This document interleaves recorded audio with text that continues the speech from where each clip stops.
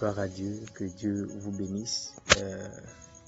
Ça fait quelques jours, le Seigneur a mis à mon cœur de faire cette vidéo, de partager cette vidéo pour aider véritablement ceux qui sont dans des difficultés par rapport au mariage dans leur foyer.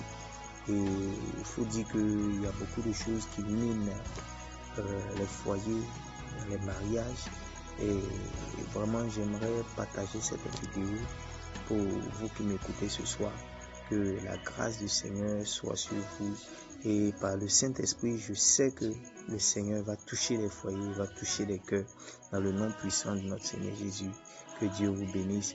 Bien-aimés, j'aimerais vous parler du ministère de la femme dans le foyer.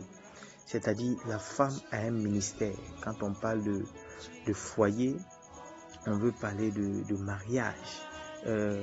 Parce que la femme a un grand potentiel qu'elle néglige. Et si la femme savait quel est le potentiel qui était en elle, ou bien le dépôt que Dieu a déposé en elle, véritablement, je me dis que vraiment les foyers vont changer. Et aussi, il y aura beaucoup de joie dans les foyers. Et les foyers aussi, vous allez voir que ces personnes-là vont évoluer sur le plan spirituel comme physique. Et il y a beaucoup de choses qui dégagent du foyer. Vous savez, quand vous vivez dans un foyer, il y a beaucoup de choses qui sont dedans. La femme a un très grand ministère dans le foyer, qu'on appelle le mariage. Vous savez, quand on parle de ministère, on parle de emploi, on parle de la charge que l'on exerce dans le foyer, c'est-à-dire la fonction de la femme dans le foyer, qu'on appelle le mariage. Vous savez, les femmes jouent un très grand rôle dans leur foyer.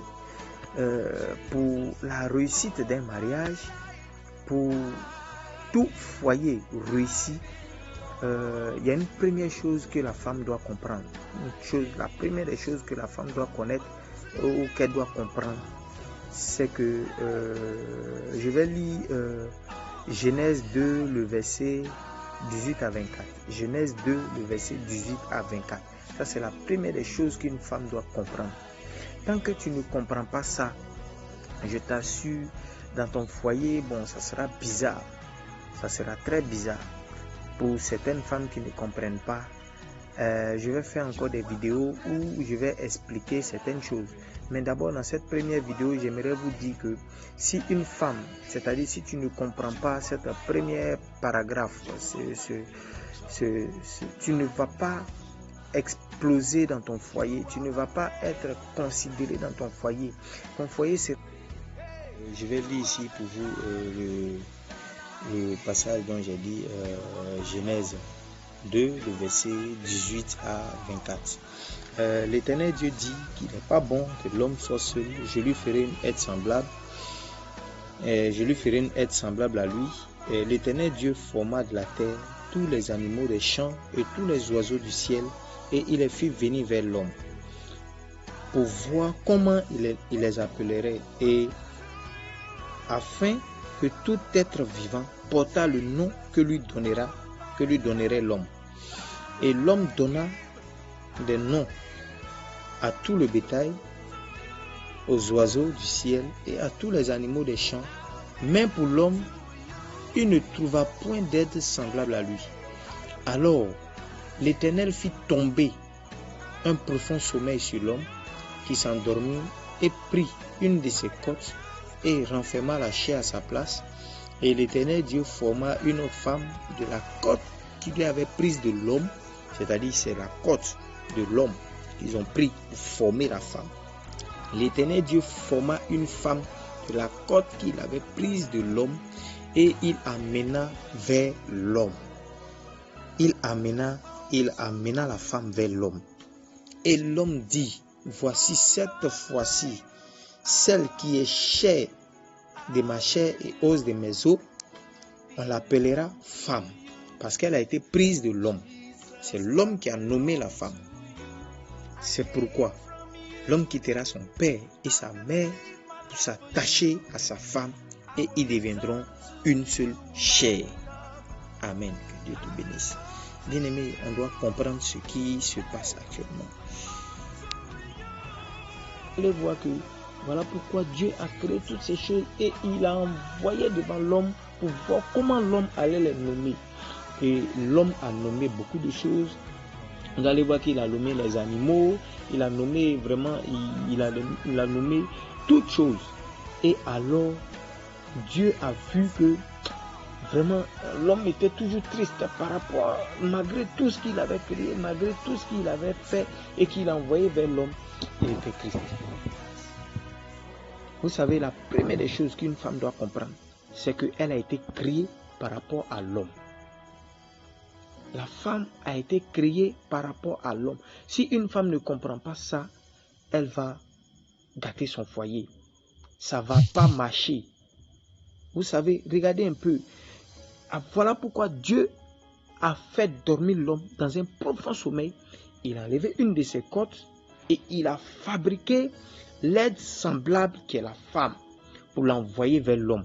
Et quand l'homme l'a vu, voilà pourquoi tous les autres êtres que Dieu avait créés, Adam n'avait pas encore eu celui qui était semblable à lui.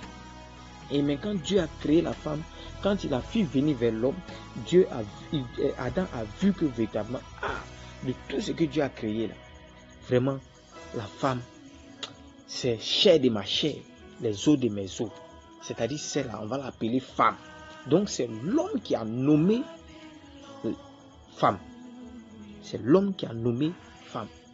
Il a dit quoi? Aujourd'hui, tu t'appelles femme. C'est l'homme qui t'a nommé. Donc, normalement, tu dois comprendre que tu as été créé par rapport à l'homme. Donc, bien-aimé, malgré tout ce que tu vis, il y a des femmes qui pensent qu'elles peuvent vivre sans l'homme. Non, tu ne peux pas. Pourquoi? Parce que celles, bien-aimées, qui pensent qu'elles peuvent vivre sans l'homme, très souvent, vous allez voir, il y a des femmes qui sont tristes, elles sont calmes, elles n'arrivent même pas à évoluer, elles sont tristes. Parce que quand vous êtes deux, c'est là que vous êtes fort et vous pouvez avancer. Mais regardez, il y a des femmes qui ont l'argent, mais elles sont tristes. Il y a des femmes qui ont voiture, qui ont maison, qui ont toutes ces choses, mais elles sont tristes. Tu vois la tristesse dans leurs yeux.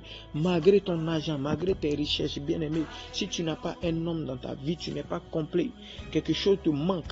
Une femme ne doit pas penser qu'elle se suffit. Elle ne peut pas vivre seule. Ce n'est pas possible. Dieu a créé les choses pour qu'on puisse s'entendre, pour qu'on puisse communiquer avec l'autre.